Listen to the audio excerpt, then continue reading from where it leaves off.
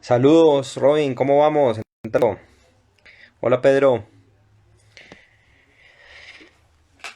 Bueno, Jorge Luis Borges. Hoy vamos a hablar de este gran autor. ¿Qué decir de él? ¿Qué no decir? Es tan grande, es tan inmensa su obra, tan rica, tan hermosa, tan cuidada, tan necesaria, tan musical, tan cinematográfica.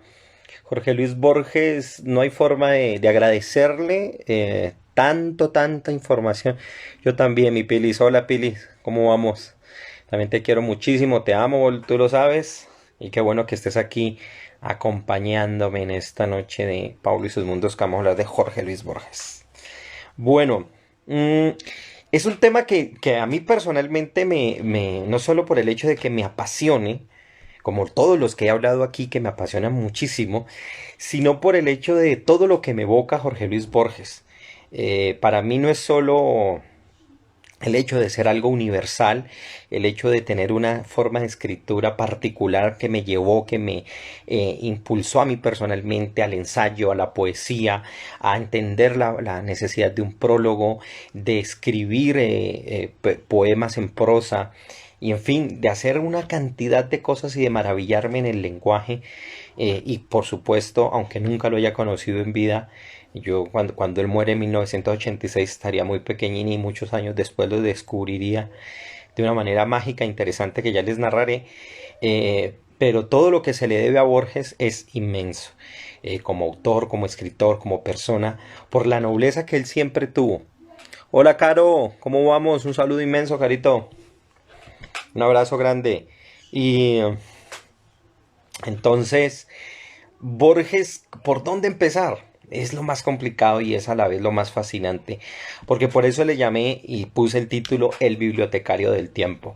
Yo creo que una de las figuras y una de las cosas que más hizo Borges por todos fue enseñarnos literatura cuando lo leemos. Y uno cuando está ante sus libros y está ante sus escritos, no se encuentra con un autor que quiere mostrar su ego todo el tiempo y que quiere expresarse a él simplemente, sino que uno abre en cada uno de sus pequeños poemas, abre todo un libro completo, en cada uno de sus cuentos abre toda una biblioteca, y en cada una de las bibliotecas, en cada uno de sus de todos sus cuentos, de cada uno de sus libros, está abriendo por completo prácticamente la sabiduría de todo lo que él pudo conocer, que fue muy amplio.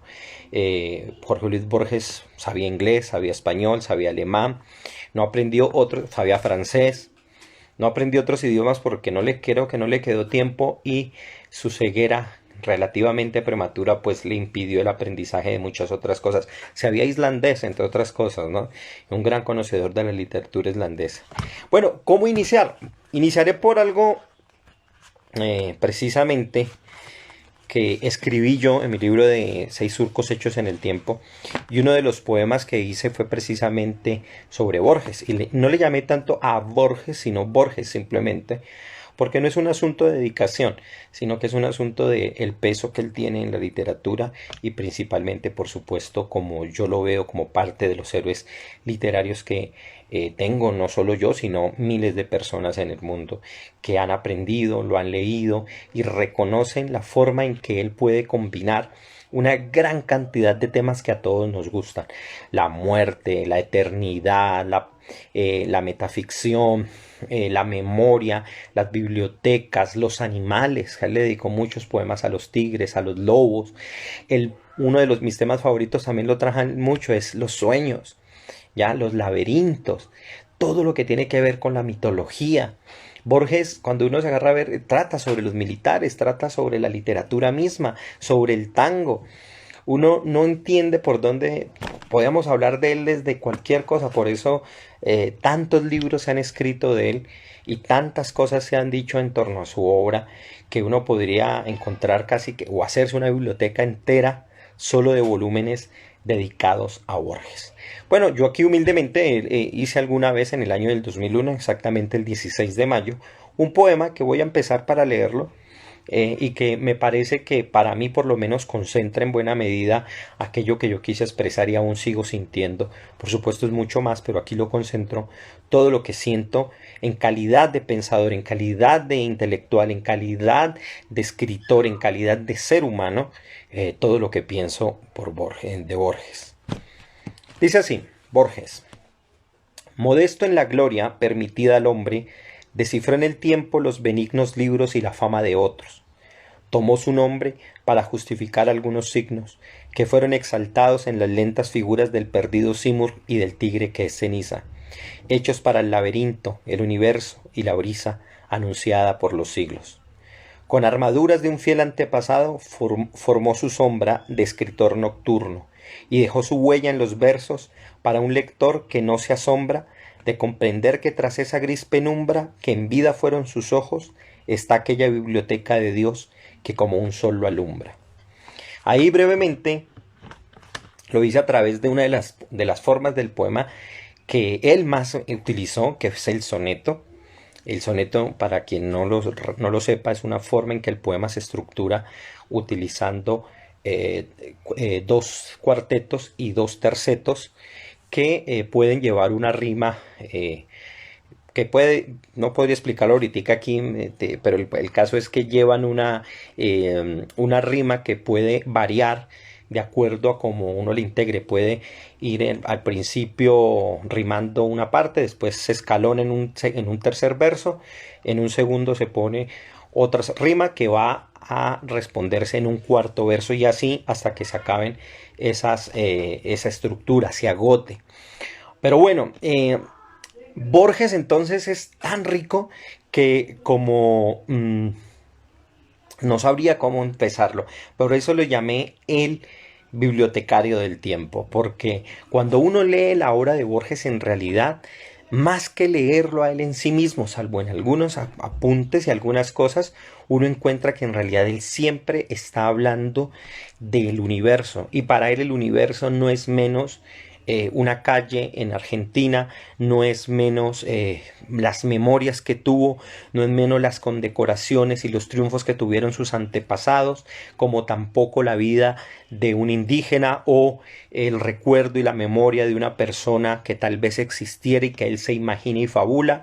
Para Borges todo puede ser literatura si sabemos cómo indagar y llegar a ello y podemos transcribirlo y presentarlo de una forma amena, una forma en que el lector nunca se sienta amenazado por el lector porque piensa que que es una mente superior a él, sino que uno siempre nota constantemente una lectura amable, una lectura que le hace sentir al lector que hay que comprender en su mundo inmediato y que él en tanto autor lo único que hace es presentarle una de las formas que le fue a ver y a sentir y a percibir.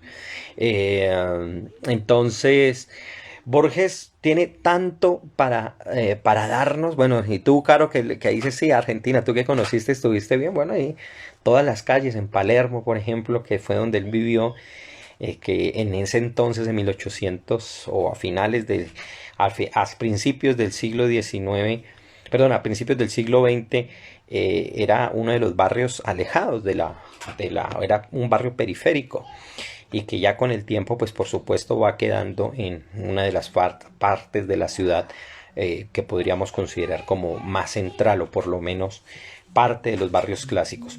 Por supuesto las ciudades crecen y uno de sus temas favoritos es desde luego Buenos Aires, una ciudad que él dice que más aún luego de su ceguera nunca abandonaría y que para él cualquier lugar del mundo en últimas seguiría siendo una extensión de Buenos Aires porque sentía la extensión, ¿no? Aunque él muere lejos de su patria, pero él siempre extrañaría a Argentina y especialmente a Buenos Aires, a la cual le dedica unos poemas hermosísimos y siempre la estará evocando en todos momentos. Pero eso no le llevó, a pesar de que en su tiempo lo llegaron a criticar como un poeta o un escritor que se dedicaba a pensar más en el extranjero que en su propio país, no le llevó en ningún momento a olvidarse de él, sino que al contrario, él supo y entendió mucho antes que los posmodernos, que hablar de la localidad propia básicamente era hablar de todo lo universal que él podía llegar a ser. Y él nunca se negó el hecho de poder hablar de otros países, de otras literaturas, de entender otros idiomas, y eso no lo iba a hacer menos argentino, menos latinoamericano. Y sobre ese punto, al final, voy a hablar algo de una manera muy específica, la tesis que yo propongo aquí, y tiene que ver con el hecho de que es en Borges precisamente que las literaturas van a lograr conectarse continentalmente. ¿Ya? Es decir, antes de Borges, y es fácil darse cuenta que no es sino a través de él, que no hay conexiones entre las literaturas, y realmente uno encontraba autores islas que estaban dispersos y que la gente, los grandes literatos, los conocedores, los profesores, los filósofos podían conocer, pero que no había una fuente común que los conectara, y esa fuente en común se volvería Jorge Luis Borges, ya que los unió, que los puso, que los hizo dinamizar, que los puso a leer, y porque para él no había problema, no había problema de hablar de un poema muy antiguo, por decir algo, del Cantar de los Cantares, y unirlo con Lord Byron o unirlo con Walt Whitman, porque él encontraba los motivos íntimos que toda literatura tiene y que quiere expresarnos a través de su música particular. Y él lo supo, él lo entendió, y se dio cuenta que la literatura en realidad era una expresión profunda del alma de los seres humanos, y que en algún momento todos pasábamos por ella. Y él, pues, de alguna manera lo dio a entender a lo largo de toda su obra. En ese sentido, eso me va a llevar a entender, o me va a llevar a exponer la segunda cosa que voy a decir aquí, y es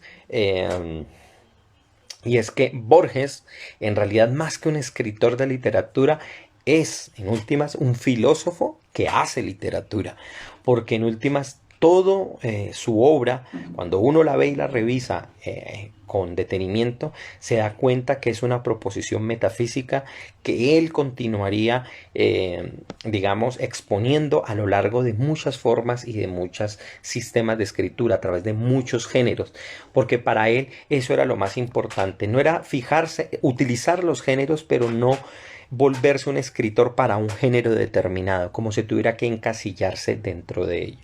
Entonces, por ejemplo, de hecho él mismo, y una de las razones por las que él nunca llegaría a escribir novelas, aunque se sugirió que alguna vez tuvo una novela que nunca desarrolló por completo, tiene que ver precisamente con la ceguera.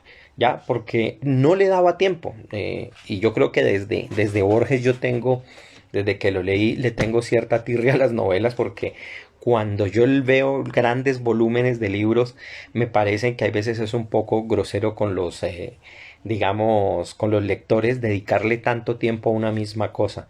Y Borges era muy interesante, tenía un sistema muy interesante, porque aunque él hizo una obra muy voluminosa, sus escritos en realidad son cortos. Hace ensayos cortos, hace unos poemas muy cortos, y los cuentos no pasan más de unas ciertas páginas. Hay autores un James Joyce, que uno lee el Ulises y es un libro inmenso, y todo es para hablar de un solo día. Borges no, Borges es muy elegante y muy sutil con el lector, y de una manera pequeña y breve le puede hablar del universo entero. Y eso es bien interesante, porque él, en últimas, en su literatura, fue lo que él expresó en alguno de sus cuentos más famosos. Él es lo más parecido en la literatura que puede hablarse del Aleph, que es esa suerte de letra universal del mundo judaico, en el que se esconde los secretos del universo entero, y que allí se remiten todos. Pero bueno, esto es digamos, una introducción a lo que voy a hablar, a lo que voy a comentar. Y entonces voy a irme a algo más allá, para poder exponer y darnos cuenta mucho de este universo inmenso que Borges nos ha dejado. ¿A partir de qué? De contar cosas, por supuesto, de su vida, las cosas más elementales, que sobre todo para aquellos que no han leído a Borges, pues sepan quién es, de dónde vino, cuáles son sus intereses, sus amigos, que van a hacer un papel importante, y aquí a los cuales no solo le va a dedicar cosas hermosas, sino que también va a escribir, en especial uno de ellos, que es un gran escritor, que espero que la gente algún día lo leyera más, para poder hablar también de él, que me refiero a Adolfo Bioy Casares, un hombre de una obra increíble, que no ha sido tan conocido, porque pues no solamente fue eclipsado por Borges como muchos de su época, sino que con los años pues la gente ha entendido que es una obra independiente y muy interesante, pero también con la que escribió, con el quien escribió mucha información y muchos cuentos interesantes. Dice Caro acá, son fáciles de entender también, pero no dejan de ser muy interesantes. Sí, los libros, los cuentos y las narraciones de Borges, de pronto al principio a algunas personas les puede parecer que tiene algunos términos que pueden ser raros, pero obviamente es cuestión de simplemente buscar y fácilmente uno se va a dar cuenta que puede seguir explorando con ese vocabulario lo que Borges le ofrece y pues su estilo, que es por supuesto muy particular y siempre se va a distinguir. Bueno, Jorge Luis Borges, el personaje que conocemos como tal, en realidad se llamaba Jorge Francisco Isidoro Luis Borges, con esos nombres, ¿no? Ojo, ¿no? Nosotros lo conocemos como Jorge Luis Borges, se tomaría el primero y el tercero de sus nombres. Él nace en Buenos Aires, Argentina, el 24 de agosto de 1899. O sea, ya finalizando el siglo XIX. Y va a morir en Ginebra, en Suiza, el 14 de junio de 1986. Fue escritor de cuentos, de ensayos, de poemas, de prólogos, que es una de las formas en que él cultiva de una manera bien interesante la escritura, pero lo más interesante es que va a ser quizás uno de los primeros escritores que va a comenzar a transversalizar los géneros. Uno va a encontrar ensayos que parecen cuentos y cuentos que parecen ensayos, poemas en prosa y en cuentos que pueden ser básicamente una mini novela. Lo mismo porque él va a entender que más importante el género en sí es poder transmitir una ficción, una idea que sea la que motive al escritor y que la forma es la que se va a dar en sí misma para poder expresar esa idea. Bueno, ya seguiré hablando un poco más de eso, ¿no? Hay otro factor, otro elemento importante en la vida de Borges y es que él es traductor. ¿Ya? No nos olvidemos de eso. Muchas veces la gente no sabe y muchas de las traducciones que lee de Franz Kafka o de Dostoyevsky pueden ser del mismísimo Jorge Luis Borges. También de Walt Whitman o de Oscar Wilde, a los cuales él tradujo. Incluso a Oscar Wilde lo tradujo desde muy pequeño. La primera traducción que él hace es del Príncipe Feliz, y si no estoy mal la hace a la edad de unos 7 años me parece, y todos pensaban en su época que la traducción le había hecho su padre, pero él lo hizo desde muy pequeña, desde muy temprana edad, porque le llamaba mucho la atención, según él cuenta en sus memorias, que en su casa él oía que con una abuela hablaba inglés y con otra hablaba español, con la madre paterna hablaba en inglés y con la abuela materna hablaba en español, y él lo veía como algo normal. Él no sabía que eso se llamaba bilingüismo. Y él simplemente le llamaba la atención que hubiera gente afuera que no entendiera cómo hablaban con su familia, como él hablaba con su familia, y comenzó a hacer la traducción del Príncipe Feliz, que fue imagínense a tan temprana edad hacer una traducción ya.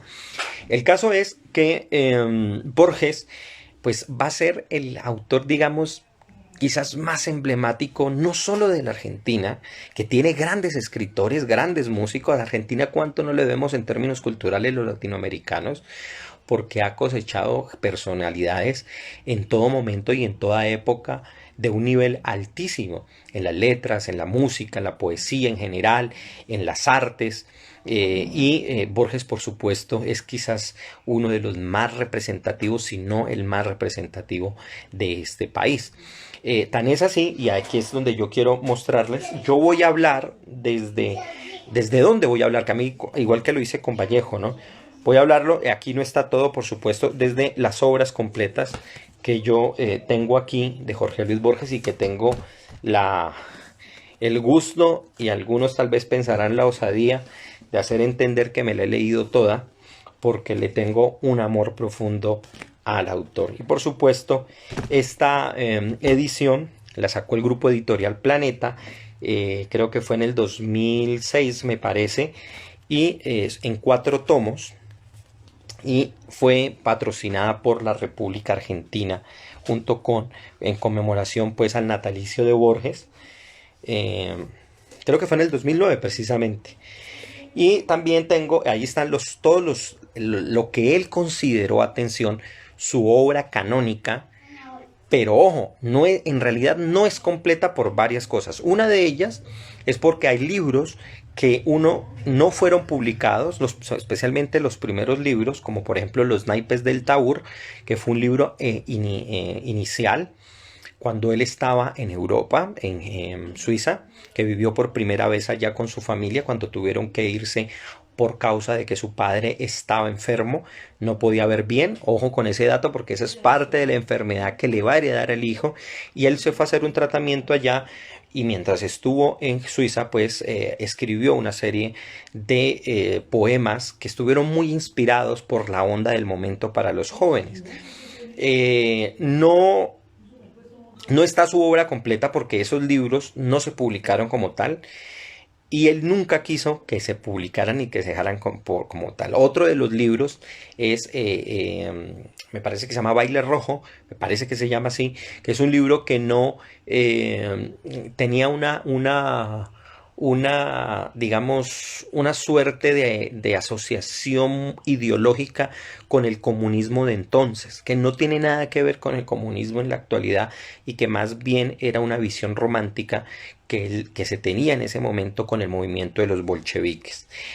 Pero él escribió muchísimas otras cosas más. Otro de los libros que ustedes no van a ver nunca en una edición completa, pero se puede comprar por aparte, y que la 6 Barral tuvo el buen tino de publicar, se llama El tamaño de mi esperanza, un libro que él desde siempre denostó, que él le pareció la peor cosa, y que siempre que le preguntaban por ese libro básicamente lo negaba, aunque todo el mundo sabía que Jorge Luis Borges lo había escrito.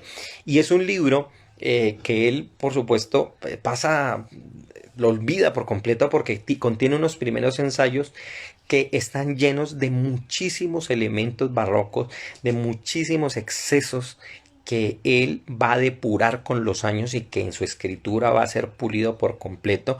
Es un libro de ensayos, como le digo, y que solo hasta que aparece el cuarto de sus libros, que se llama Evaristo Carriego, que no es un libro de poesía, sino netamente de ensayos, es cuando él se siente cómodo con este género, el cual va a explotar y va a dar el mejor, quizás uno de los libros más brillantes y más interesantes que uno puede leer en cuanto a la ensayística corta, y es el libro de Otras Inquisiciones, libro con el que yo me acuerdo muchos años trabajaba en comunicación social para darles a entender a los estudiantes cómo escribir pequeñas y no necesariamente grandes ensayos, sino pequeños ensayos que pudieran dar cuenta de un tema. Y por supuesto a mí me sirvieron muchos años como modelo para escribir otra serie de cosas que yo algún día les presentaré. Pero él también, lo más interesante es que, y sobre todo a partir del hecho de cuando fue, digamos, adquiriendo su ceguera poco a poco, llegó a trabajar en colaboración y hacer otra serie de textos. Si ustedes pueden ver pues el grosor de aquí, y es otro libro que también me he leído completico, son 1041 páginas, y son las obras que él hizo en colaboración. Los tres primeros libros que hay aquí están escritos junto con Adolfo Bioy Casares, y son uno de los textos más interesantes. Son dos guiones para cine y un cuento, o bueno, una serie de 2 cuentos o 2 colecciones en un solo libro de cuentos de un detective muy llamativo que se llama H. Bustos Domecq, que algún día también es para un tema completamente aparte, porque es bastante particular. Con los años, por supuesto, se irían publicando, y ahí es donde casi que no hay fin, y uno tendría que tener una biblioteca aparte exclusivamente para eso.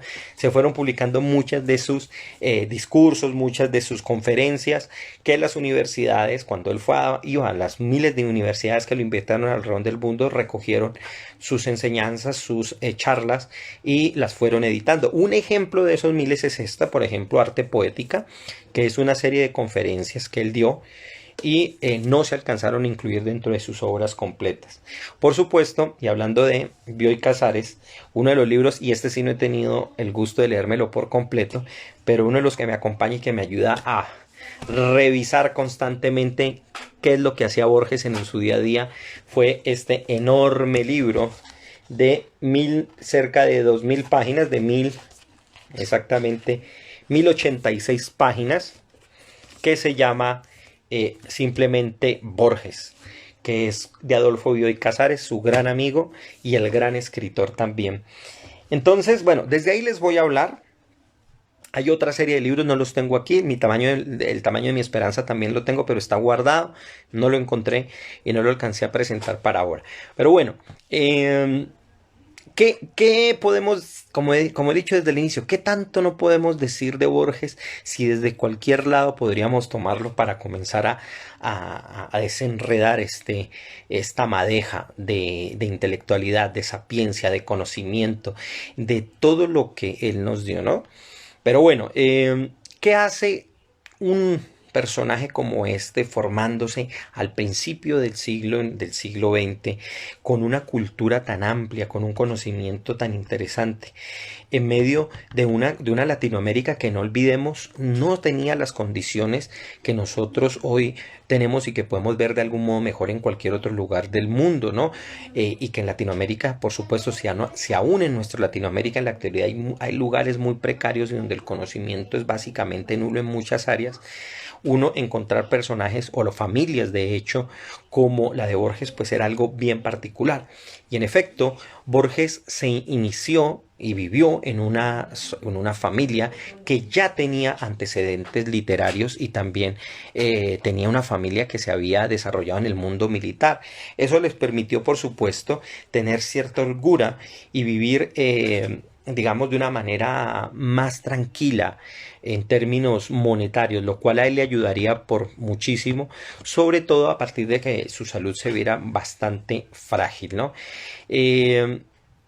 Como les decía, en el año de 1914 ellos se mudan a Suiza y él hace un viaje a España, ya contaría cerca de unos 15 años, 16 años, y en un viaje, él también en este viaje a Europa llega a vivir en España.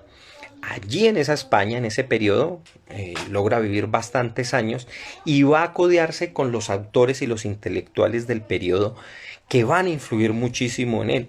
En especial, un gran autor y un gran escritor y sobre todo traductor que se llamaba Rafael Cansinos Assens. Un hombre en el que mismo Borges se vería reflejado de algún modo y que él nos transmitió. De hecho, no conoceríamos a Rafael Cansinos Assens si no es por Borges, porque Rafael Cansinos Assens es básicamente el gran traductor de buena parte de las obras literarias de Oriente hacia Occidente y de Occidente a Oriente. Borges diría de él que es la biblioteca de Occidente andando, porque él aprendió de él precisamente a tener un conocimiento y un gusto enorme por los libros en toda su extensión, no solamente remitiéndose a su época, sino buscando la literatura en todo lo más amplio del orbe, en lo más amplio de las culturas, y le enseñó a entender que la literatura era la forma en la que de todos los sistemas intelectuales y religiosos en última se expresaban. Así se expresa la filosofía, que para Borges era básicamente una variante de la literatura. Podría ser un ejemplo para contradecir lo que yo mismo he dicho, pero también asimismo veía a la teología y veía también a las historias de la Biblia. Él leía la Biblia no como un hecho de credo, lo leía como una actividad literaria, a la cual también le dedicó, por supuesto, muchísimos poemas, tanto al Antiguo como al Nuevo Testamento, el cual sería elogiado de algún modo a partir de toda su extensa obra, a partir de unas particularidades que él destacaría. Lo mismo hizo, por supuesto, con el Corán, lo mismo hizo con las Mil y una Noches, y con cualquier obra de la antigüedad que tuviera rasgos literarios. Entonces él se da cuenta que no solamente posee la tradición de sus padres, la militar, a la cual también le hará muchos poemas, grandes poemas dedicados a sus antepasados militares. Tiene una tradición literaria, sino que va a aprender una suerte de tercera, y esa tradición literaria maternal es la que la va a arraigar a Buenos Aires. Y va a ser bien interesante porque cuando regrese él va a volver y va a escuchar el tango, va a aprender el valor del lunfardo, va a conocer a uno de sus escritores quizás favoritos, uno de los grandes escritores argentinos, que le va básicamente a darle esa otra mirada, a esa otra mirada que Borges en ese momento por el influjo el influjo que tenía de Casino Sassens, pues había de pronto olvidado estando en Europa, ¿ya? Y que había recibido incluso la influencia de nada más ni menos, aparte de Rafael Casino Sassens, uno de los grandes conocedores de la prosa, que es nada más ni nada menos que Valle Inclán, uno de los grandes autores del español. Dice aquí, de ese traductor nos decía en una conferencia Giovanni Quesep que se recomendaba otro traductor de grandes obras del Oriente, Ángel Crespo. Sí, Ángel Crespo también fue muy conocido y amigo también, por supuesto, de Borges, y él fue un traductor, sobre todo, el gran traductor de la Divina Comedia, me parece que es Ángel Crespo. Y este autor que les decía, el gran amigo y que le va a dar la otra vuelta de tuerca un poco al pensamiento también de Borges y que le va a ayudar a encontrar la magia de la literatura en su propia tierra, es Macedonio Fernández, ¿ya? Que es quizás uno de los más costumbristas, pero a la vez también uno de los autores más llamativos en su forma de escritura y del cual Borges va a tomar, por supuesto, muchísimos. Ahora bien, como les decía, Borges nace en un ambiente cultural muy grande y con un influjo de muchas culturas. Uno puede ver en ellos, bueno, y Argentina básicamente es así, es el influjo de muchas territorialidades que llegan allí y que confluyen con su cultura. Sabemos que Argentina es rica digamos, en los descendientes de los antepasados italianos, los ingleses, las familias judías que llegan a la zona, también hablamos de los portugueses, de una gran cantidad de personas que van a confluir y que van a permitir, a partir de ese crisol de ideas, de costumbres, de cosas, producir una gran cantidad de elementos que vamos a ver florecer a través del tango, a través de la excelente literatura, y que pues por supuesto son lo que nos ha dado un resultado de todo lo que tenemos en la actualidad con estas cosas, ¿no? Su familia, aparte de él, o sea, Borges no solamente es él, tenía una hermana que se llamaba Nora Borges. Ella va a ser una gran pintora, también allá va a ser reconocida su obra. Y junto pues con ella y con sus amigos, pues cuando ya vuelven acá a Argentina, acá a América, pues van a reunirse con una cantidad de autores que les van digamos, a ser parte de ese corrillo intelectual que va a generar una gran cantidad de tendencias literarias que él había traído desde Europa y que van a ser conocidos, y él va a llamar el ultraísmo. ¿Ya? Y él va a ser el líder prácticamente de este movimiento, pero del cual también él con los años se va a deshacer porque considera que efectivamente hablar de sectas en la literatura o resumirse en grupos es básicamente una forma bastante pobre de referirse a ella. Y si uno se da cuenta y uno ve la historia de Borges y puede verlo a través de sus libros, uno puede percatarse que hay una suerte en la medida en que más fama adquiría, no era por el hecho de solamente separarse del grupo, sino porque entendía cada vez lo universal que era la literatura y se restringía menos a las formas, digamos, costumbristas y muy encerradas de entender el mundo literario. No olvidemos que para ese entonces Borges se va a enfrentar, de hecho, en términos políticos, y él va a tener, para algunos de sus críticos, una tendencia muy hacia el conservadurismo, y va a tener una pelea casada en términos políticos con el peronismo, por varias situaciones, ¿no? Y yo siempre le digo a las personas argentinas que a mí desde lo que Borges dice el peronismo yo ya me hago una idea y casi que la mantengo con él. Porque él denostaba, por supuesto, ciertas condiciones en las que el peronismo se había impuesto y cómo hacía prácticamente casi que una persecución al mundo literario subalterno que no respondía, por supuesto, a sus propias políticas que ellos buscaban. Esto, por supuesto, se dio para muchísimos problemas y algunos dicen que ya mucho tiempo después eso le serviría o, digamos, aumentaría, digamos, una suerte de disensión que es lo que no le permitiría que se ganara el premio Nobel, porque él se presentaba como un ferviente o por lo menos un seguidor de las políticas básicamente conservadoras, que podríamos decirle de algún modo son de derecha, que no siempre son lo mismo, ¿no? Pero bueno, en el año de 1905, él siendo muy niño, él comenzó a tomar ya lecciones con una institutriz británica, como yo les decía, ya era un lector de Oscar Wilde, lector de la mitología griega, y él muchos de estos elementos en su juventud, que era lo que venía hablando, los va a recuperar. Los va a recuperar y se va a dar cuenta que no menos mitológico es el ambiente el que él está y que mucho de lo que él percibe como joven en ese momento, en algún momento por supuesto, va a ser parte del panorama de una ciudad que va a envejecer, de un mundo que va a cambiar y va a llegar uno de sus grandes temas a los cuales él le va a dedicar mucho de sus libros y va a escribir de una manera profusa y que digamos va a emplear muchísimas metáforas y es entender al tiempo.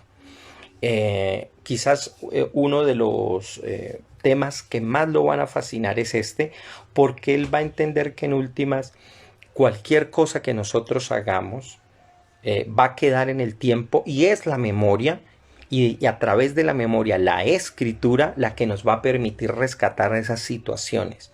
Entonces él se da cuenta que la escritura, que es una forma técnica muy precisa, para poder hacerlo tiene que emplear una suerte de metáforas que son estructuras bastante artificiosas, pero que a partir de esos artificios, él no solamente va a poder reconstruir su pasado ya mitológico, sino que también va a poder construir otra serie de mundos, mundos fascinantes que él mismo va a postular y que tienen y van a recoger muchísimo de estos elementos mitológicos que en su primera época, cuando siendo ya niño, va a entender que va a necesitar. Para esa época, también en su juventud, él comienza a tener otra suerte de lecturas y aquí vemos a ese Borges que se va a aficionar a la filosofía, entonces va a leer a Nietzsche, va a leer a Schopenhauer, a Carlyle, a Chesterton y va a leer a Rimbaud, todos los grandes autores sobre los cuales él va a hacer básicamente unos ensayos enormes y bellísimos y sobre todo que a lo largo de toda su obra va a mencionar. Y esto es lo más bello de la obra de Borges. Siempre les he recomendado a las personas que cuando no saben qué leer y no saben por dónde empezar, empiecen por Borges. Para algunos dirían que es lo más complicado, yo les diría no, no es lo más complicado, es lo que les centra a buscar otros autores. Muchos de los autores que yo conocía a Kafka, por supuesto, mucho antes de leer a Borges, porque ya uno lo leía en el colegio, pero muchos de estos autores no los conocía yo, sino hasta que Borges los menciona. Yo no conocía a quién era Macedonio Fernández, menos siendo un latinoamericano, cuando uno en las escuelas lo que le enseñan son todos especialmente los europeos. Si no es porque Borges lo nombra y lo pone porque para él está a la altura de los grandes autores, uno no sabe quién es o quién era Leopoldo Lugones, sino para nosotros aquí en Colombia por lo menos solo de pronto personas en Argentina lo hubieran podido conocer, pero es gracias a Borges que muchos de esos autores se van a universalizar y van a poder ser reconocidos, obras que para nosotros no representan en términos históricos, digamos, hablo yo como colombiano, para Borges van a ser parte del patrimonio no solo argentino, sino mundial. Estoy hablando del Martín Fierro, al cual él también le va a dedicar grandes ensayos. y que va a hacernos y va a entregarnos a ese mundo del gaucho, ese mundo de la pampa, que ya seguramente pues ha perdido mucho terreno frente a las condiciones actuales, pero que queda y son parte de esa mitología local que por supuesto no es menos frente a las antiguas mitologías que también él supo conocer. Pero lo interesante es que Borges es el primer autor que, o no el primero, pero es el gran autor que nos va a dar a entender que esas mitologías en realidad están relacionadas unas con otras por motivos íntimos muy fuertes. Hay un poema muy bello que creo que está en Para las seis cuerdas, que fueron unas canciones que él hizo para el tango, de las cuales, si alguien se dio cuenta, aquí en mi cuenta estuve poniendo en unas versiones que hizo Astor Piazzolla sobre estas canciones, y hay una de ellas, si no estoy mal, o puede ser en alguno de sus poemas, donde él hace una referencia a unos hermanos que se están peleando y se quieren matar prácticamente uno con el otro hasta que uno de ellos lo consigue, y en últimas él alude y dice que allí, en esa historia tan de barrio, tan de tango, en realidad se está contando la misma historia de Caín y Abel, porque en últimas las historias se repiten abstractamente, son abstractas pero se repiten concretamente a partir de motivos que se pueden reaparecer en el orden de las cosas cada tanto tiempo. Sí, en efecto, como dice Carolina, todavía está y no se pierde. Es que, digamos, la obra de Borges no se va a perder en 100 ni en 200 años. Es de los grandes autores que va a seguir vivo porque no puede, digamos, nunca va a perder vigencia en ese sentido. Mientras existan humanos y se tenga que leer, por lo menos la vigencia va a estar allí. Ahora bien, para ese momento ya aparecen sus primeros libros, ya está joven él. Los primeros libros, para quien quiera recordar, el primero de ellos sale en 1923 y se llama Fervor de Buenos Aires. Tiene cerca de 32 poemas y por supuesto va a ser un recuento y una llamada pues a recordar las calles, va a hablar del patio, del arrabal como tal, de la huelga, de Rosas, del fin de año, de todos los motivos propios que un argentino del periodo, especialmente un bonaerense, podía sentir y vivir en torno a su ciudad. Llegaría después de un poemario muy bello en el año 1925 con un título precioso que se llama Luna de Enfrente. Ya es un libro mucho más pequeño y ya comienza a incluir elementos más universales, ¿no? Pero todavía tiene elementos de la ciudad. Sigue siendo un poemario muy urbano. Llegaría su tercer libro, El Cuaderno San Martín, otro poemario, y que es bien bello y ya comienza a incluir, incluso aquí, ya personajes, a sus abuelos, a sus antepasados. Este libro es de 1929.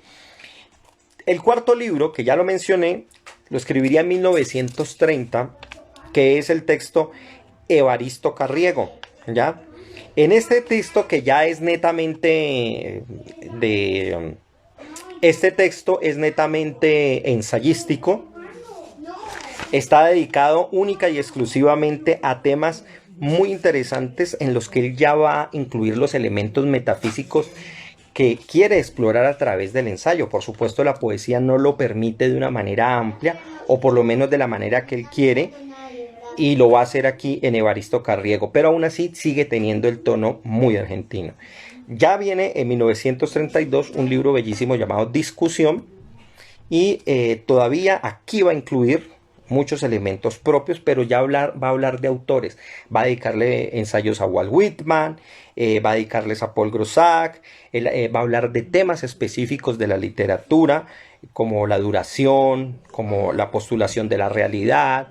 Va a hablar sobre temas metafísicos, sobre cuánto dura o no el infierno, y por supuesto va a hablar de una serie de autores que van a ser parte pues del abanico de libros que él va a conocer a lo largo de toda su obra y que nos lo va a expresar con tanto cariño, ¿no? Que eso es lo más bello de Borges. No solo nos habla de lo que él ha leído, sino del cariño particular y de lo que él nota de cada uno de estos libros. Dice Robin, aquí dice, ¿arquetipos las historias que se repiten? Sí, La idea y el juego del arquetipo también va a estar ahí muy presente. Por supuesto, su poesía nos va a dar cuenta constantemente de ello, pero lo que sugiere él es que estos arquetipos, incluso el independiente, yo creo que de una manera independiente de Jung, él sugiere que los arquetipos simplemente es como si narraran las historias y acontecen en algunos momentos en diferentes situaciones del mundo. Bueno, aparecerá en 1935 un libro interesantísimo cuyo título es bastante llamativo porque es la historia universal de la infamia y va a recoger muchas historias en torno a personajes bastante peculiares y sobre todo crueles. Ahí va a estar el caso de Lazarus Morel, Tom Castro, la viuda china que era una pirata, el proveedor de iniquidades Mon Etzman, y va a hablar aquí también de precisamente aquí viene uno de los cuentos más llamativos, que se llama El hombre de la esquina rosada, y es precisamente un texto, un cuento que va a dar cuenta de todas las condiciones de los barrios de Buenos Aires en esa época y cómo vivían los cuchilleros, que es uno de los temas también por supuesto favoritos, y sobre todo favoritos porque Borges cuenta que él tenía la capacidad de fabular sobre ellos, porque él era un niño bien, él era un niño cuidado, protegido, y él contaba eso como una suerte de fantasía, como algo que veía él a lo lejos.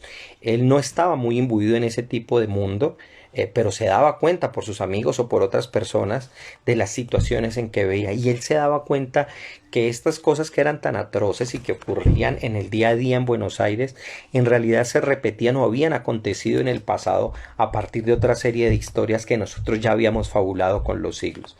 Luego llegaría un libro bellísimo, Historia de la Eternidad.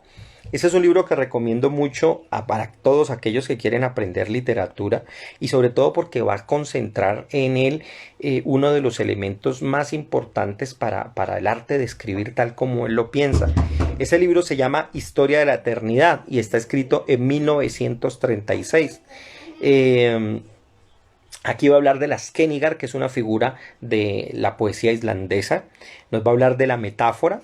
Va a hablar de la doctrina de los círculos, va a hablar del tiempo circular, porque no solamente él nos va a hablar del tiempo lineal como lo entendemos generalmente entre comillas en Occidente, sino que nos va a incluir en esa idea del tiempo circular, y que va a ser básicamente una de las formas en que él ve representado al infierno.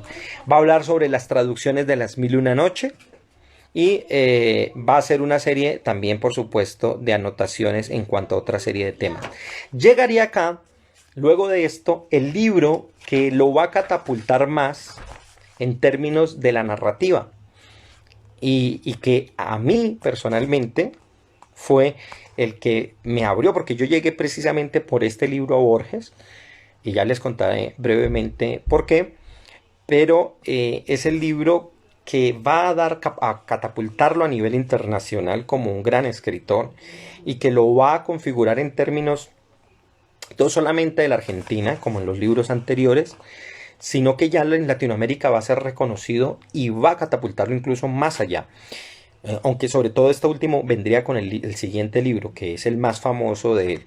¿De qué libro estoy hablando antes de este otro más famoso? Y es de Ficciones.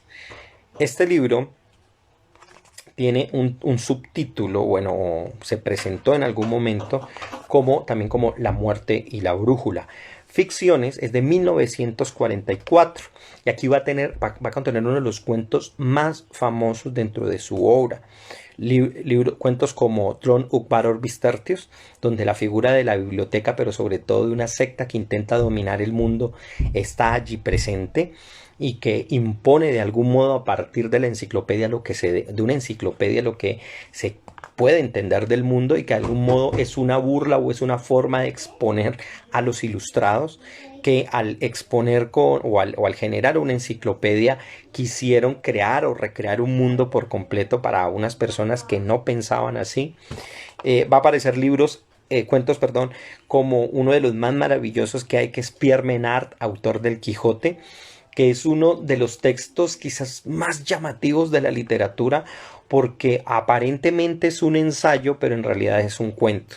Es tan bien escrito de manera como ensayo y todo parece, aparentemente es así, que durante años muchas personas pensaron que este personaje en realidad existía, y muchos intelectuales de su época e incluso bastantes decenios después quisieron buscar quién era Pierre Menard, autor del Quijote, y pensaban que era uno de los tantos libros que Borges conocía y que de pronto había visto en alguna biblioteca en algún lugar, y que ellos no tenían la información necesaria para conocerlo.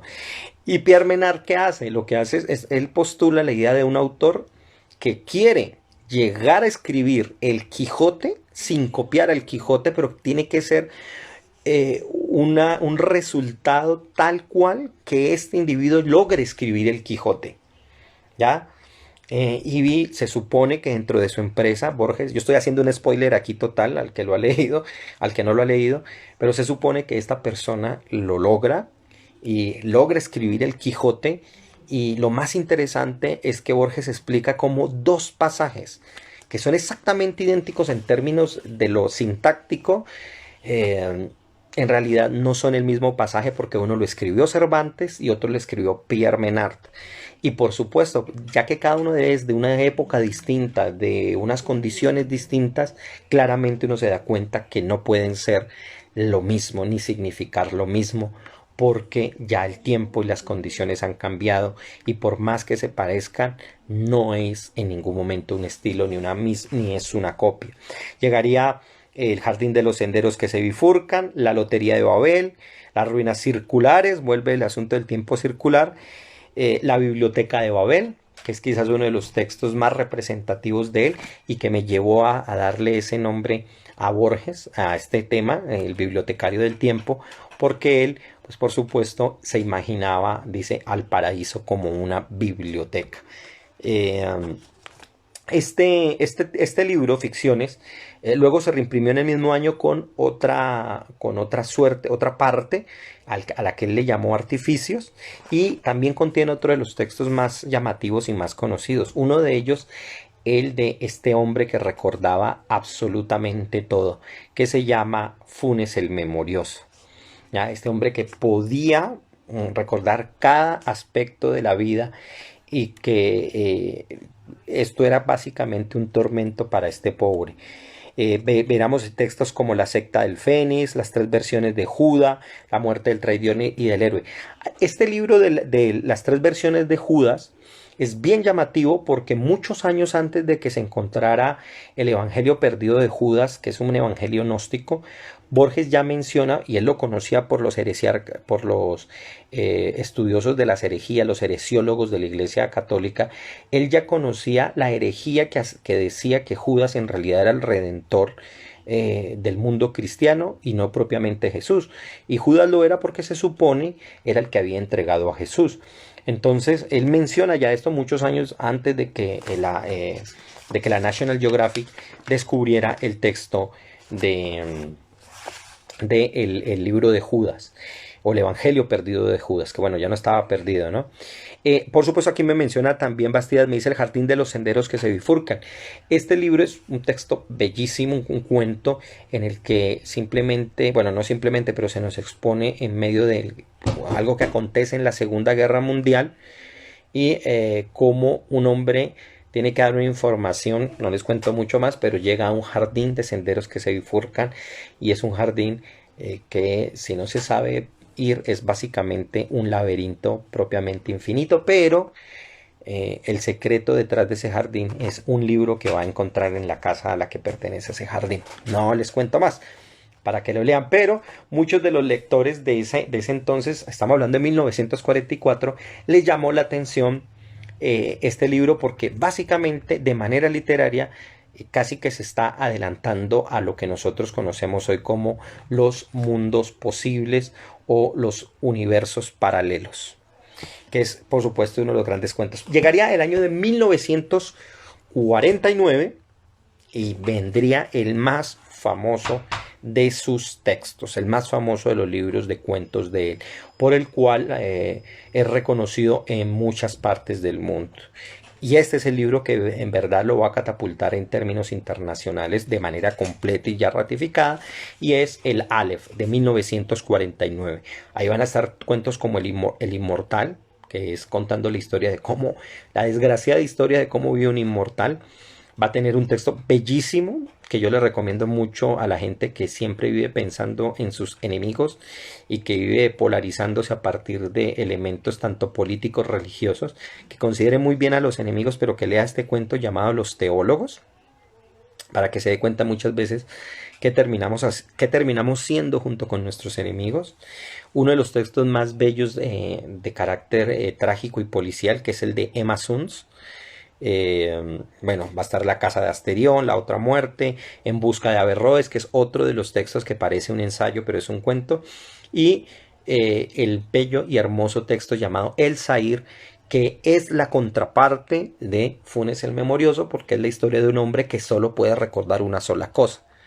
¿Ya? Y no les voy a decir qué cosa es, porque les voy a recomendar que se lo lean. Allí, por supuesto, va a aparecer el texto del Aleph. En ese texto que se centra o que busca la idea de una suerte de iluminación a partir de un momento incidental y hasta chistoso y medio torpe, que hace que maneja de manera muy irónica ciertas fiebres que los literatos tenemos de querer encapsularlo todo a partir de la palabra, y Borges lo que quiere decir es que básicamente eso es imposible. Ahora, hay algo interesante, y es que en el Aleph él de manera bueno, no tan discreta, pero en realidad de una manera bastante jocosa, hace una crítica para ese entonces de Pablo Neruda, cuando él saca su canto conjetural, que básicamente no es un poema largo y malísimo que hizo Pablo Neruda, y él hace una burla Perdón, el de Neruda se llama Canto General, pero Borges en burla le pone Canto Conjetural, porque es una cosa excesiva donde él quería, donde uno de los personajes del Aleph quería contenerlo todo, y para Borges esto era básicamente ridículo. Y él logra pues hacer una burla bastante simpática de este autor.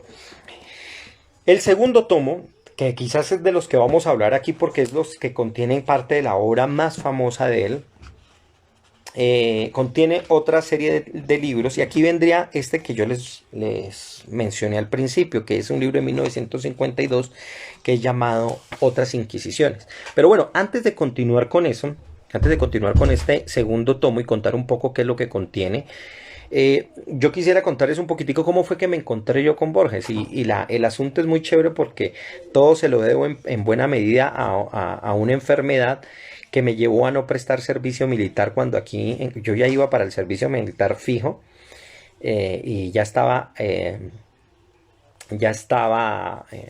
escogido para irme a una de las partes más peligrosas del país en ese entonces. Estábamos en el gobierno de Pastrana y me tocó hacia Putumayo. Para los que no conozcan Colombia, Putumayo está al sur del país, en límites entre Brasil, Perú y partes de Ecuador, o partes de Ecuador y partes del Perú, y era la zona más violenta.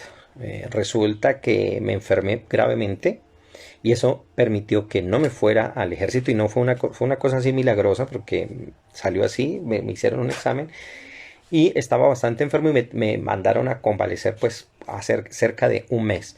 En ese mes un amigo, un gran amigo mío, Fabio Alberto Ruiz, me prestó un libro llamado precisamente La muerte y la brújula. Allí yo me comenzaría a integrar al fascinante mundo de Jorge Luis Borges.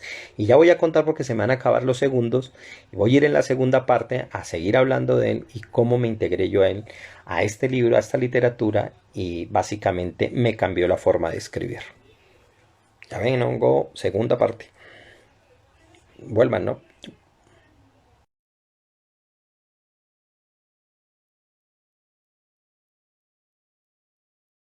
Eh, iba para el segundo tomo, pero les estaba contando cómo había conocido yo el texto. Entonces, pues yo en esa convalecencia, como les contaba, en que recibí el texto, pues yo me puse fue a leer ese mes. En ese mes me leí El péndulo de Foucault, me leí bastantes libros de las prosas de Mario Benedetti, me acuerdo que lo estaba leyendo, especialmente el cuento La Tregua. Y este amigo me llega con el texto de La muerte y la brújula. Y cuando lo leí, quedé fascinado porque era la forma de presentar de manera narrativa muchos de los temas que yo intuitivamente quería desarrollar y que de algún modo, por supuesto, encontraba en él un modelo que a propósito recordaré un poco lo difícil que como escritores, cuando uno lee a Borges, es poder escapar de él.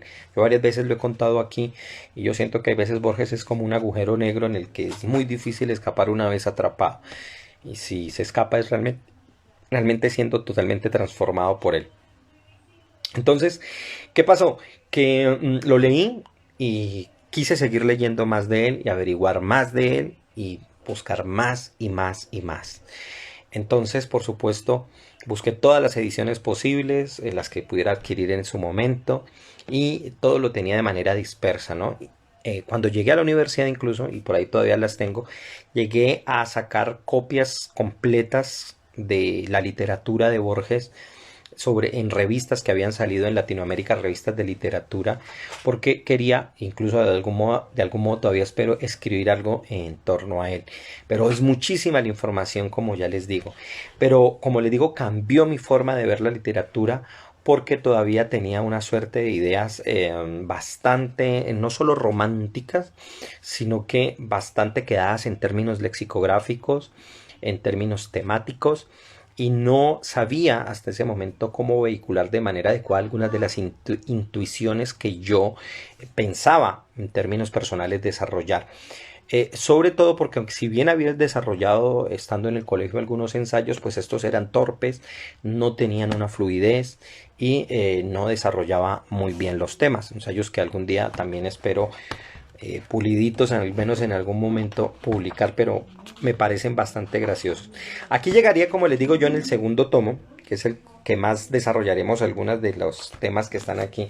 En este segundo tomo, de los 4 que aparecen en esta edición, vendrían otra serie de libros bien interesantes. El que viene a continuación es quizás el libro más llamativo y que sirve de mejor ejemplo para leer ensayos de cortos, pero que nos den cuenta de cómo a partir de muy pocas páginas podemos en realidad dar muchísima información, y lo mejor es que están perfectamente sustentados y no deja él de presentar su propia perspectiva, que eso es lo más importante en la ensayística. Es decir, mis estudiantes a la universidad saben que lo peor que yo les podía hacer, y no lo hacía, era decirles, ponerles a hacer un ensayo, porque básicamente uno solo escribe un ensayo cuando tiene de qué hablar, y uno a esa edad, la verdad, muy poco tiene de qué hablar y de qué compartir y de qué decir, salvo pues que tenga no solo una experiencia amplia, sino que pueda en realidad presentar unas ideas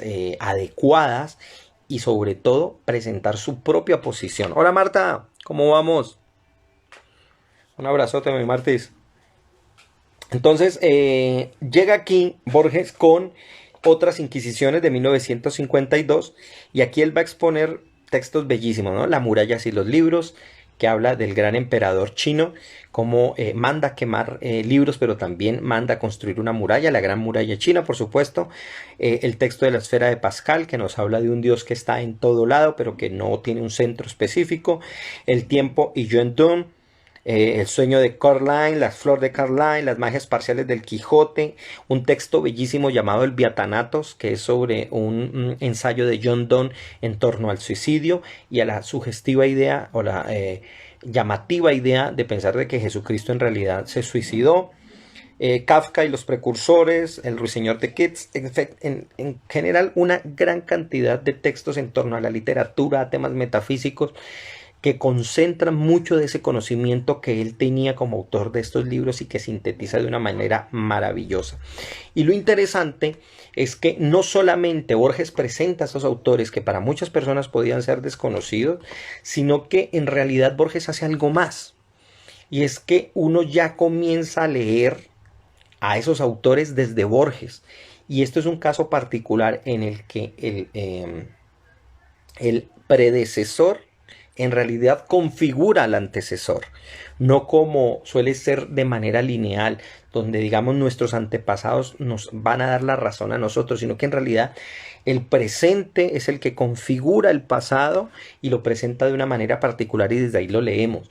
Entonces yo cuando leo a Kafka, cuando leo a Mallarmé, cuando leo a, digamos, a William Blake, no dejo de sentir en el fondo la influencia de Borges al hablar de ellos, porque él lo hace de tal manera, de una manera que no solamente es amable, no solamente es interesante, sino que lo presenta de tal modo que uno comprende cuál es la veracidad de lo que Borges venía diciendo y que está allí implícito y que él supo extraer. Borges no solamente, como él mismo lo reconoce, él no solamente quería ser un buen escritor, por lo cual solamente reconoce algunas de sus propias páginas, sino que ante todo se consideraba un gran lector, lo cual para él era más elogioso que ser un gran escritor. Bastidas, hola de nuevo. Y hola Ignacio, ¿cómo vamos? En cuanto a lo metafísico, Borges es agnóstico. ¿Piensa él practicó en alguna forma de religión? Su mucama, que trabajó por mucho tiempo junto a la casa, él decía que aunque él era agnóstico, porque él decía que esos temas no se podían saber, cosa que él recibió mucho de su padre. Cuentan que una anécdota de su padre, ¿no? Una vez un hombre le fue a hablar de la reencarnación y de la vida del más allá, ¿no? Y este hombre le quería hablar insistentemente de eso, no sé detrás qué le quería vender. Y el padre Borges le dice a este señor, dice, sí, muy interesante el tema, pero ¿por qué no lo dejamos para la otra vida? Porque si era cierto, pues déjenlo para la otra vida. Y Borges recoge mucho eso del ese agnosticismo de él. Sin embargo, cuenta esta mucama que él nunca dejó, porque él era ciego, acuérdense, y él fue cuidado durante muchos años por otras personas, y más aún en una época donde la convalescencia de la ceguez todavía no estaba bajo las condiciones, incluso hoy es difícil, pero había una suerte de consideración hacia las personas ciegas mucho más fuerte, y también atada a una suerte no solo de tabúes, sino también de falsas ideas. Pero cuenta esta mucama que él siempre oraba el Padre Nuestro porque su mamá, Leonora Acevedo, le decía insistentemente, una mujer que lo cuidó durante muchos años, que lo mimó muchísimo a él de niño, le decía que siempre no se dejara de acostar sin rezar el Padre Nuestro. Oración que él, por supuesto, la veía más en tono poético y que cumplía de acuerdo a lo que él llegaba a decir más con la mamá que por cumplirle a Dios. Entonces, él era una suerte de estos intelectuales que muy pocos se dan en la vida, que no son pedantes frente al conocimiento, sino que no solo respetan, sino que reconocen lo que hay en el saber de estos otros, pero no por eso tiene que entregarse a una manera de creencia. Él, de hecho, sin ser creyente directamente en Jesús, alaba muchas de las parábolas que Jesús hacía y también lo ficciona en muchos poemas, y también habla y hace unas aproximaciones al Antiguo Testamento y al gusto que él tenía por el hebreo y por el judaísmo. A propósito, que es el tema de la próxima semana, el caso del hebreo. Entonces, ya al final hablaré un poquito de esto. Él manifestaba la necesidad de aprender y de saber que la teología era una forma de la literatura y de la literatura de ficción, que él lo llamaba así. Entonces, era un motivo literario para él. La religión era eso, era un motivo literario. No la despreciaba, no la creía tampoco, pero no tenía ese desdén con que algunas personas se referían a él.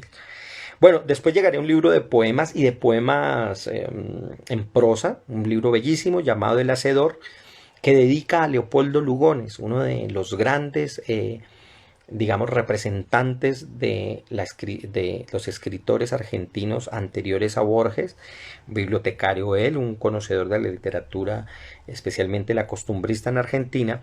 y él va a precisamente a tratar muchos de los temas que seguramente habló con Leopoldo Lugones. Este libro es bellísimo, se llama El Hacedor, de 1960, y pues va a compilar muchísimas cosas. Después volvería a la poesía, continuaría con la poesía, aparecería en 1964 el libro El Mismo. Quiero ver una cosa. Y ahí aparecerían precisamente muchos de los textos que yo les digo de corte bíblico o por lo menos judaico, como por ejemplo el Golem o Juan 1:14, y todos los elementos que él va a incluir. Va a dedicarle poemas a Spinoza, a España, a Edgar Allan Poe, a Emerson. Va a hablar de situaciones, volverá a Buenos Aires, le dedica 2 poemas a Buenos Aires muy bello, y llegaría en 1965 posteriormente un libro llamado Para las 6 cuerdas, que son específicamente canciones hechas para el tango, y que se han hecho muchísimas versiones. Las más populares que ustedes pueden encontrar incluso aquí en Instagram son las que Piazzolla compuso. Luego llegaría otro texto en 1969 que se llama El Elogio de la Sombra, un libro en el año de 1970 también, que estoy apurándome un poco pues para ir exponiendo un poco más a donde quiero ir. El informe de Brody de 1970, que contendría muchos cuentos, y este tomo acabaría con el libro de 1972 llamado El Oro de los Tigres, donde por supuesto vuelve a muchos de los temas tanto en la literatura como los arquetipos que él siempre estaría mencionando. Dice, a Borges no le gustaba Gardel, no, ni le gustaba el inicial Piazzolla, no, y no le gustaba Gardel porque sentía que era ese tango muy romántico, ¿no? Acuérdense que Borges viene de 1899 y lo que a él le tocó ir fue el tango guitarreado y que cantaban las canciones de cuchilleros. Acuérdense que el tango originalmente es un baile de hombres, ¿ya? Y era amenazante y era de lo que nosotros conocemos en Colombia, atracadores, eran de cuchilleros. Y era para asesinarse básicamente, y era de duelo y de reto. Entonces, cuando el tango pasa, se incluye cosas como el bandoneón. Para Borges es parte de de algo muy sensible. Sí, tampoco le gustaba el fútbol, no. Él era un personaje muy llamativo por eso, porque estando en Argentina no le gustaban las cosas que se supone eran lo que hacían más a los argentinos. Cuando en realidad lo que él dice es que el espíritu argentino es realmente un espíritu internacional. Y ese es el punto que va. Pero no se olviden que había algo interesante. Él admiraba mucho lo inglés y sin embargo no admiraba el fútbol. No olvidemos tampoco, es un poco la precariedad que él tuvo en la niñez frente a este tipo de cosas. Él no fue el niño que jugara y se la pasara en un balón. Él vivía metido en una biblioteca y sus amigos y sus compañeros, por lo menos los de Latinoamérica, cuando él estaba muy pequeño básicamente se burlaban de él, no solo por eso, sino porque era un niño, él era el típico nerd que hablaba raro. Que tenía una particularidad cuando él hablaba español, porque él comenzó a hablar por primero inglés. Cuando él hablaba español lo hablaba en una forma básicamente caduca, porque él lo primero que lee en español es el Quijote. Entonces él cuenta que él copiaba básicamente todos los temas, todas las palabras del español de Cervantes. Entonces no le gustaba tampoco el fútbol porque consideraba que pues, no le tomaba ninguna atención. Ahora hay que entender no solo tal vez su disgusto en la época literaria cuando él veía, sino el hecho de que ya después no podía haber partidos. Y él denostaba por completo esto como algo asiduo, ¿no? Pero bueno, aquí llegarían quizás uno de los poemas también más bellos. Y aquí les recomiendo sobre todo este periodo el poema en el libro El Oro de los Tigres. Les recomiendo mucho leer el poema Tú, que es uno de los más bellos quizás que él ha escrito en toda su obra. Bueno, no puedo decir más porque no quiero aburrirlos tampoco. Vendrían 2 tomos más, pero en los siguientes volvería a los cuentos y escribiría también por supuesto poemas. y ya comenzarían a incluirse aquí en este tomo muchas de las conferencias que él daba. En especial una de ellas, la más famosa, se llaman la serie de 7 noches, en las cuales va a hablar del sueño, va a hablar de la cábala, va a hablar de los espejos, va a hablar, creo que de Leopoldo Lugones otra vez vuelve a tomarlo allí, va a hablar del budismo, que es un tema que a él le va a fascinar muchísimo, y con Esther Vázquez escribió un libro, una introducción al budismo bellísima, que se la recomiendo a todo el mundo. Y bueno, por supuesto, va a seguir con sus mismos temas. Y ojo, porque aquí viene un elemento importante que ya lo nombré con el caso de Vallejo, y es que es un autor repetitivo. Y eso es lo que hace todo autor, repetir sus elementos. Y esto va a ser, para muchos, va a ser parte de la crítica que le van a hacer a Borges. Pero los grandes autores son así, se repiten porque son los temas que a ellos les han gustado y que han sido y que han explorado durante toda la vida. Entonces, va a continuar haciendo eso. Y por último, al menos en la obra canónica tal como aparece, van a aparecer más libros de ensayos, biografías sintéticas que va a hacer para algunos autores, van a aparecer las reseñas que él hizo en muchas obras, especialmente en revistas que aparecieron a principios de siglo. Y sobre todo, lo más interesante, aquí hay un libro llamativo que es el prólogo para un prólogo de prólogos. Ese es una suerte de libros una suerte de textos, perdón, que se compendiaron luego de que saliera la biblioteca esencial de Borges. Yo les recomiendo muchísimo cuando vean estos libros que vienen en una pasta rústica, con la firma de Borges y todo, esos libros de esa colección de Borges, que eran los libros que él más recomendaba leer, no tienen pierde, ¿no? Y que los adquieran. Hay veces los he visto por allí en libros usados. Borges y la política. Borges y la política, hay un punto interesante allí. Ya lo había dicho desde el principio, el hombre fue criticado mucho por básicamente pertenecer o, digamos, elogiar a la derecha. No en vano, él desde joven, cuando era joven, fue, o por lo menos promulgó alguna suerte de comunismo en Europa. Pero no hay que olvidar dos cosas. Primero, la cada vez paulatina reclusión de Borges, y luego de su ceguera, que es aproximadamente en el año 1959, cuando ya totalmente pierde su visión. Borges se recluye aún más, ¿ya? Y se aísla del mundo, y por supuesto no veía noticias y tampoco oía noticias, y el tiempo que lo dedican no es solo a la visita de los amigos, sino a que le leyeran libros. Cuando habían personas que digamos, querían trabajar para Borges y querían ser, digamos, quien lo cuidaran, tenían que saber no solo inglés, sino leer en francés y leer en alemán para poderle leer los libros que él quería, a veces que tenía en su biblioteca. Y él siempre tuvo una afición o un gusto mucho hacia cierta apreciación al mundo militar.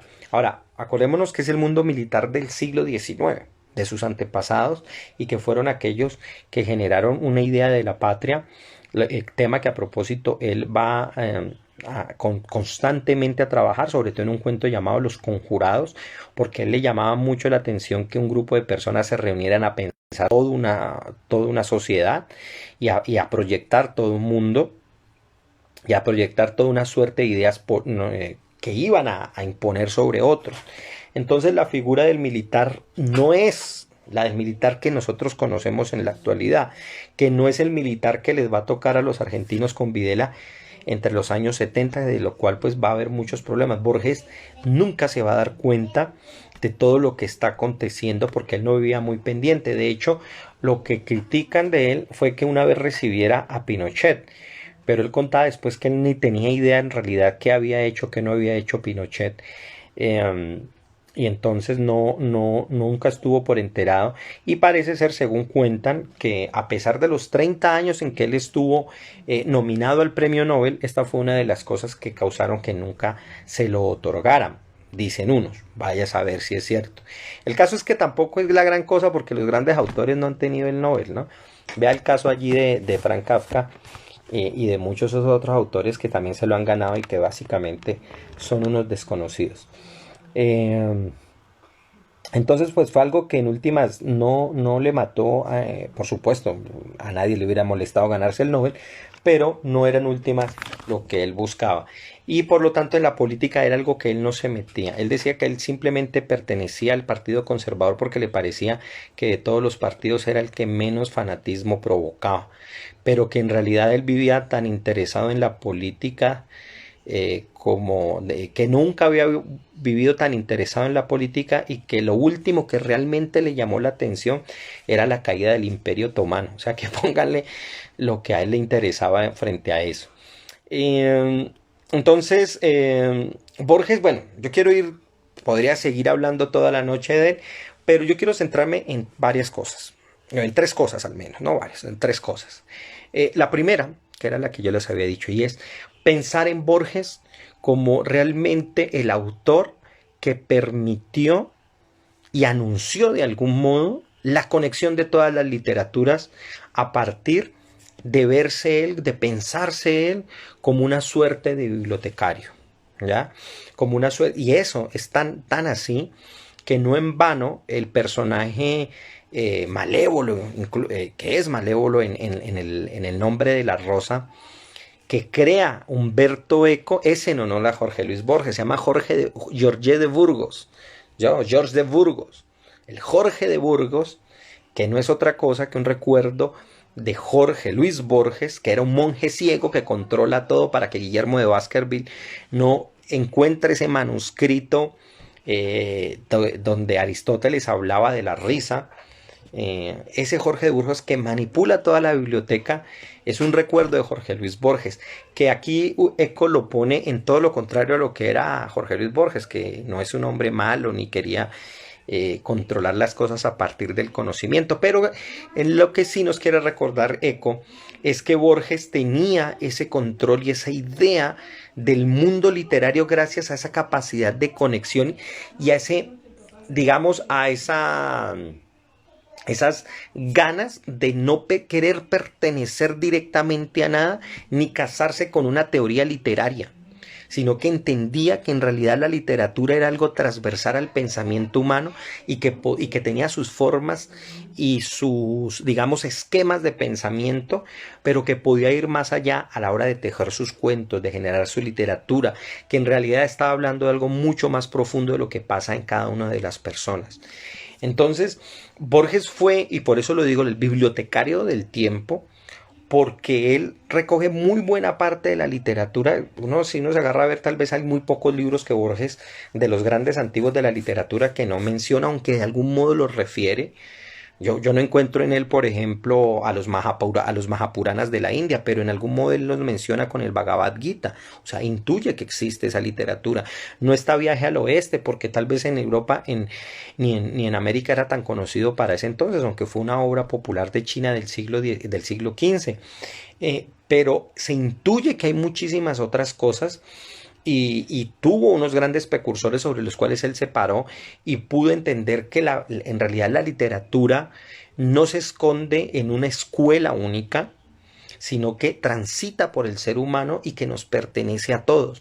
Y por eso para mí es el escritor clave para unir las literaturas entre Occidente, entre lo que llamamos Occidente y Oriente o entre Europa y América, ¿ya? Y por eso la literatura latinoamericana a partir de él, acuérdense que después vendría el boom latinoamericano, comienza a tener un peso universal y el español, un idioma que se necesita para aprender muchas cosas y que va a tener un peso intelectual, ¿ya? Antes la gente no aprendía español, muchos después aprendieron español para poder leer a Borges, lo que únicamente había pasado con Cervantes siglos atrás. Dice John, dice, Borges de alguna manera es precursor de la ciencia ficción. Pues la ciencia ficción ya existía y es uno de los géneros que él va a considerar de manera muy llamativa. Ya está Wells, ya está Julio Verne, pero ¿cuál es la diferencia que nosotros podemos hablar de Borges? Que es una ciencia ficción que se para en el artificio de que puede ser real, porque en últimas en la realidad se producen cosas igual de ficticias. ¿Ya? Como es el caso de Tron Ukvar Orbistertius, donde habla de una secta que quiere apoderarse del mundo, imprimiendo libros que hacen creer que el mundo es Tlön y no nuestro planeta. Pero en últimas, cuando uno se da cuenta, eso es lo que han hecho los libros con nosotros. O sea, ¿cuál es la historia que tenemos del mundo y el entorno? Pues la historia que nos dan los libros, pero vaya a ver si eso es así. Entonces, digamos qué es lo que nos han contado, y eso que nos han contado nos lo transmiten a través de los libros. Dice Robin, ¿estás de acuerdo con que Borges es casi una bibliotecaria universal? Pues excluyó la literatura africana. Sí, pero ojo, no es que la excluya, es que la desconoce, porque no hay muchas traducciones. Yo creo que en ningún momento le hubiera molestado entenderla o conocerla. De hecho, aunque no lo expresa de esa manera, él sabe que ignora muchísimo al respecto y que no puede obtener todo lo que él quisiera con respecto a temas incluso que él trató. El caso, por ejemplo, de la literatura islandesa, que tiene que trabajarlo a partir de los pocos poemas que hay. Uno de ellos, la saga de Beowulf. Que es una de las sagas más bellas que aparece que yo lo leí precisamente por tenerlo en la biblioteca personal de Borges. Pero las estructuras mentales que tiene que recordar esta literatura básicamente se pierden, y lo mismo pasaría con muchas otras obras. Por supuesto él no lo leyó todo, pero da la sensación de que ha leído mucho y que no sería por supuesto extraño a esta literatura. Dice, desdibujar los géneros se convierte en su búsqueda importante. Es que él lo hace porque se da cuenta que eso también es una ficción.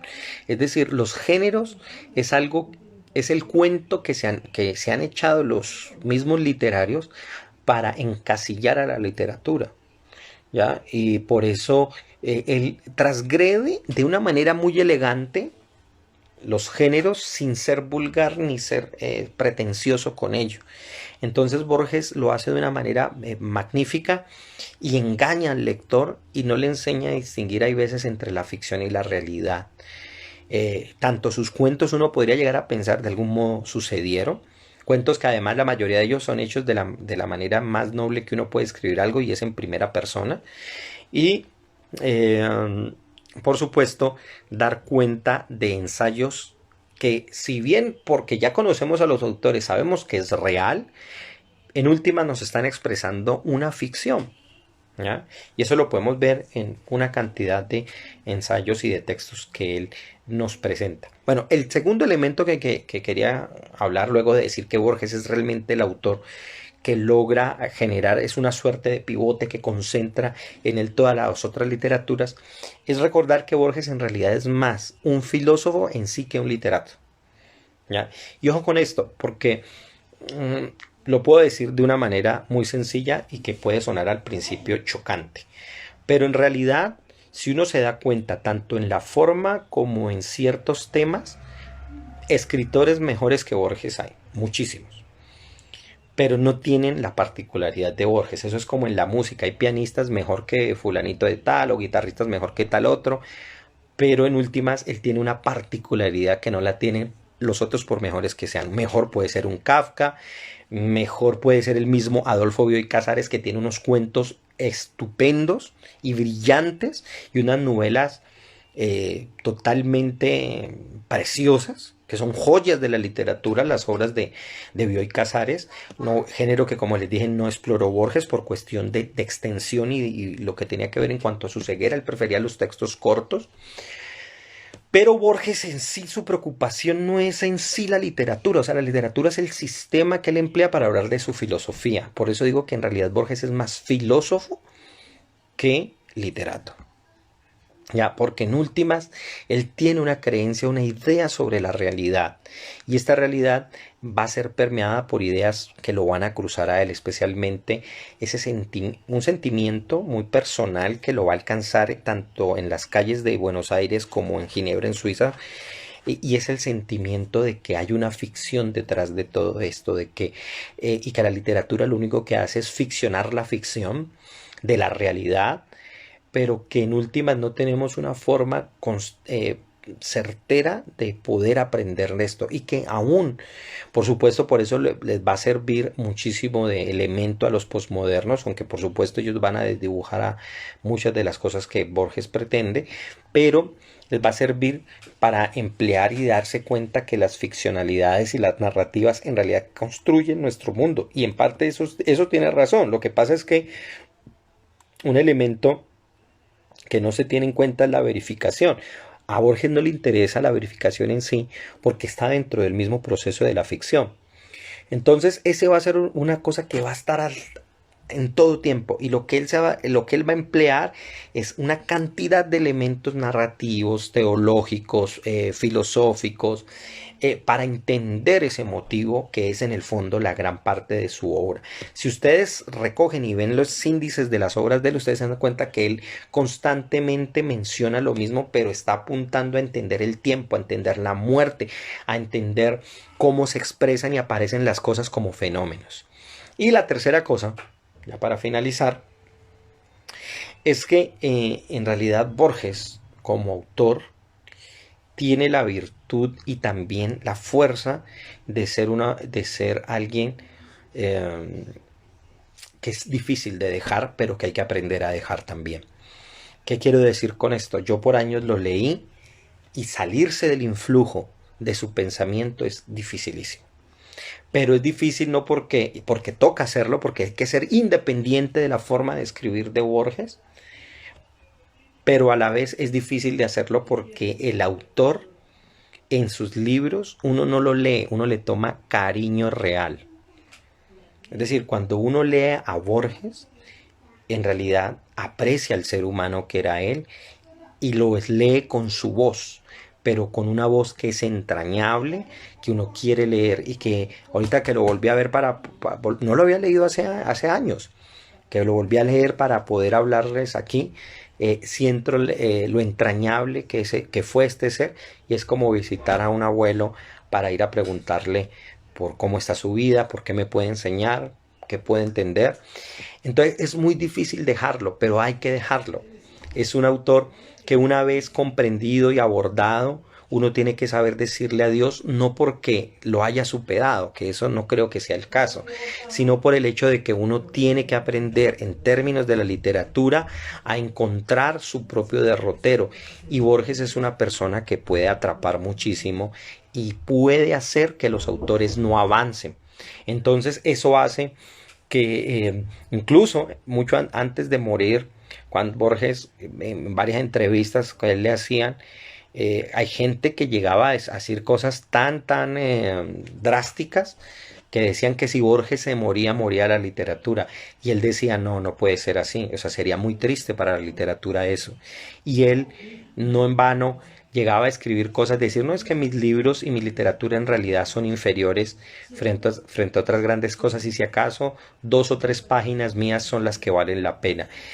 Más allá de esa humildad y de eso que él quería decir, en últimas, es porque Borges nos está diciendo que la literatura debe seguir, que el proyecto de escribir debe continuar, y que en un futuro muy lejano, muy cercano, no sabemos, tal vez aparezca, entre comillas, un segundo Borges que logre recopilar lo que hemos escrito nosotros ahora y darse cuenta qué estábamos pensando, qué estábamos promoviendo, qué ideas teníamos y qué pensábamos de la literatura, del mundo, y qué fue el mundo que nos tocó, que vemos que por supuesto es muy distinto al que a Borges le ha tocado.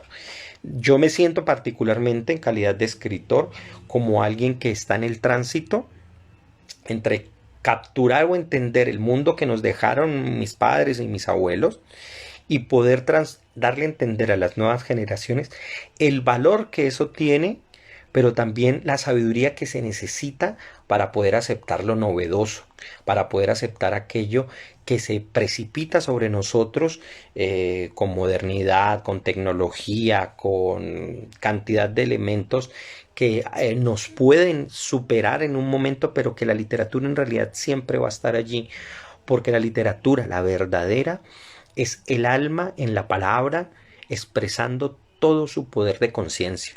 Y eso es lo que Borges, yo creo, a mí más me ha enseñado. Bueno, no es más. Espero que les haya gustado este jueves temático.